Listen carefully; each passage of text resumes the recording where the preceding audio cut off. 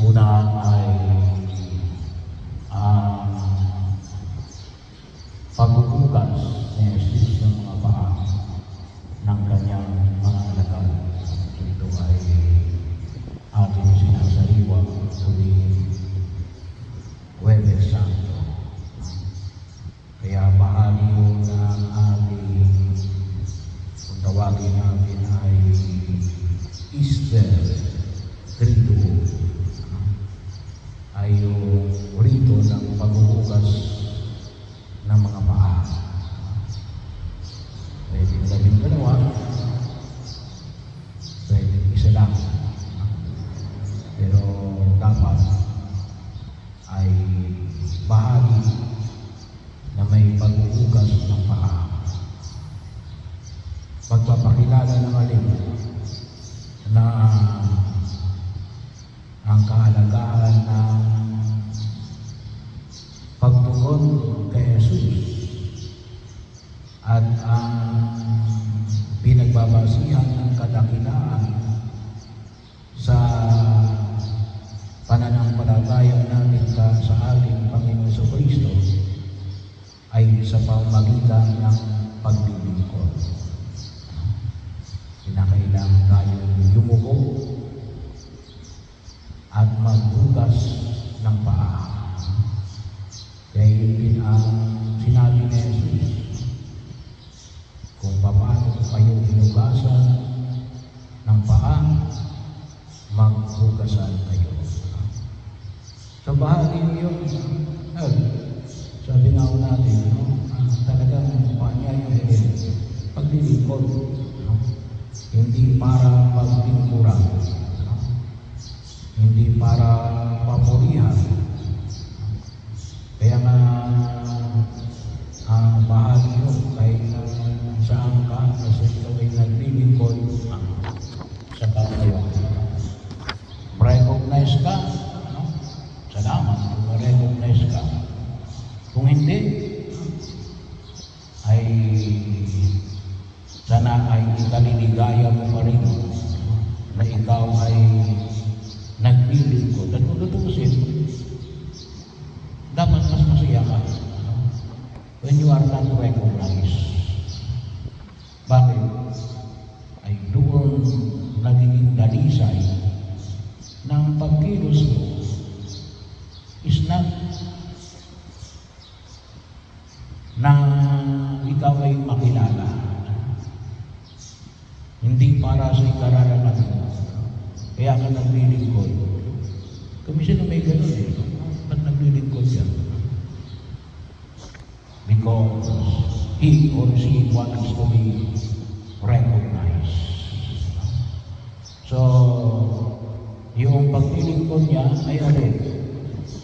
Ay daan lang pala para siya ay makilala. Hindi talaga kaya siya naglilingkod ay simple para lamang maglingkod. Kaya nga bahagi ko yun for almost 2,000 years. Bahagi ng ating liturhiya yung pagbubukas ng paa. Kasi hindi yung madali yun. Yung maglingkod, bahagi yung mas madali yung isipin yung alin, ako yung paglilingkuran, ako yung sikat, ako yung nasa pedestal.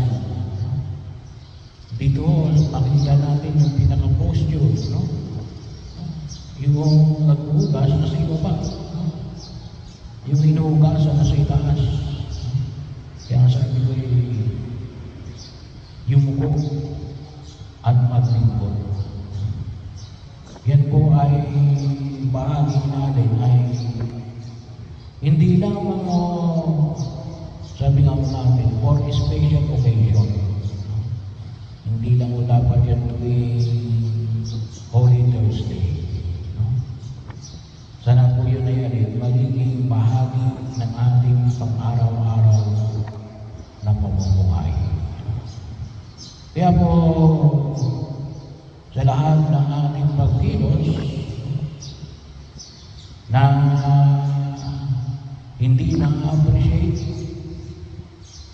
ibang tao o kahit na ng pamilya nyo, asawa ninyo, anak ninyo, magulang ninyo, ay ay makita ninyo na alin.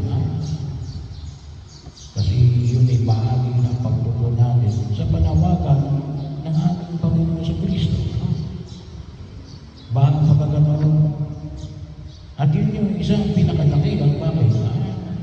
Kasi pag hindi nila alam, hindi sila makagaganti. Bagamat may mga tao rin naman kahit na alam nila, hindi gumaganti ng kabutihang loob. No? May mga ganong tao kaya ang tawag natin ay walang utang na loob. No? Pero kung minsan yung utang na loob, parang ginagapos ka rin. No? Bahagi yun. Pero kapag hindi nila alam, yung mabuti mong ginagawa, ibig sabihin, ay bahagi ko yun na kasi alam mo, ay ang pinaka pagkilos mo at yung mismo gantimpala mo ay alin, yung maglingkod. Bakit? Tapos yun ang sabi ng Jesus. Ito, yun ang dapat na pag-uugutan natin na alin, maglingkod. Hindi para paglingkuran. At hindi mo madali yun. Hindi madali yun. Kaya kakain na sa Jesus. Ay, anong sabi ni Pedro? Ay, ayaw niya na hugasan siya ni Jesus. Pero anong sabi ni Jesus? Wala akong relasyon sa iyo. Kapag hindi ako naghugas ng iyong mga paa. So ito po yung panalangin natin sa harapan ng Panginoon. Pangalawa, bahagi yun ng paanyaya natin sa Ebanghelyo. Bagamat ipinamanig rin dito yung alin.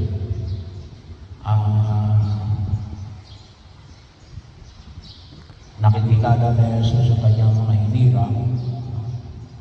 So, napakalapit ng kanyang pakipag-ugnayan, very personal. Hindi lamang sapagkat alam niya na siya ay pinagtataksilan.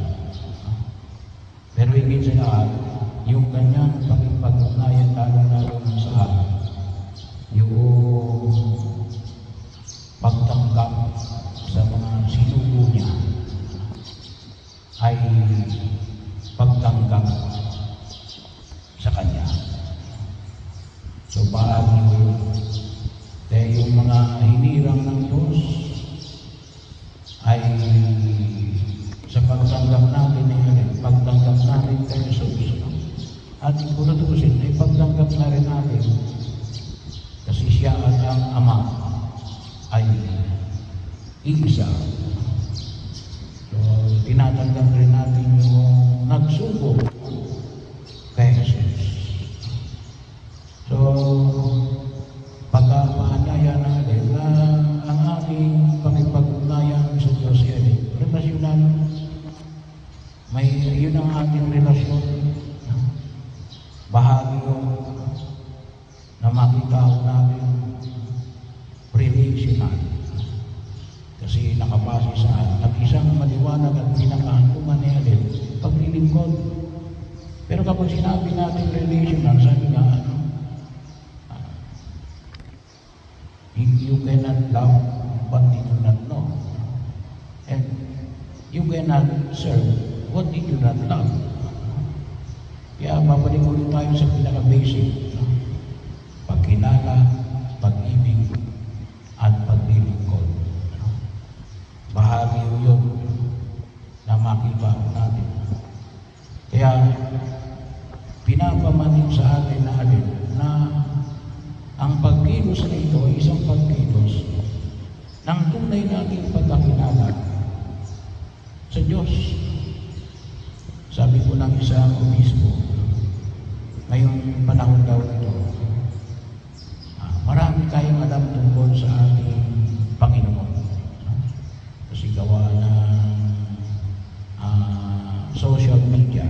at ng teknolohiya.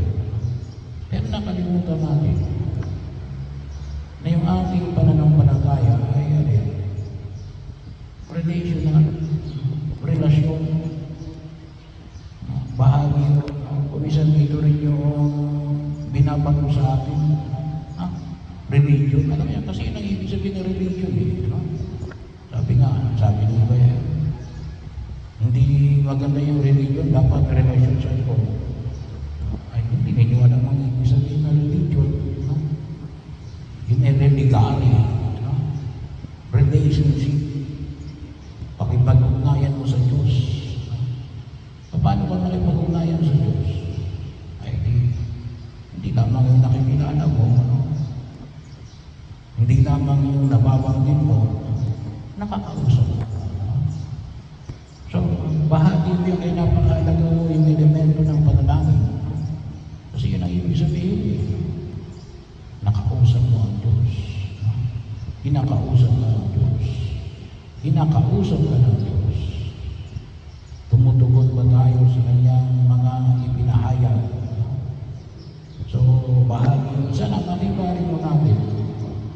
Saan ka kinakausap ng Diyos? Sa banal na kasulatan, sa banal na Eucharistia, sa pamagitan ng asawa mo, sa pamagitan ng magulang mo, ng anak mo, ng mga tao na sa pamilya sa iyo. Kasi bahagi mo yun. Hindi ba pwedeng sabihin natin na hindi ako kinakausap ng Diyos? Hindi, maliwanag ko yung sinabi niya sa atin. Anong sabi niya ulit sa Evangelyo? Nakikilala ko ang aking mga hinirang. Ibig sabihin, ay kinakausap tayo. Ang tanong nga lamang ngayon kinakausap din ba natin siya? Bahagi ko yun na kung saan ay makita ho natin. Kasi pagkakataon na pinamamanig niya sa atin. At kaya ngayon yung kagandahan ng alin. Noong ating pananampalataya natin, incarnation, incarna, ang salita na naging tao. Para mas maintindihan natin yung sinasabi ng Diyos. Hindi lamang siya Espiritu. Siya ay naman katulad ng ating laman. Kaya bahagi yun na kung saan ipatuloy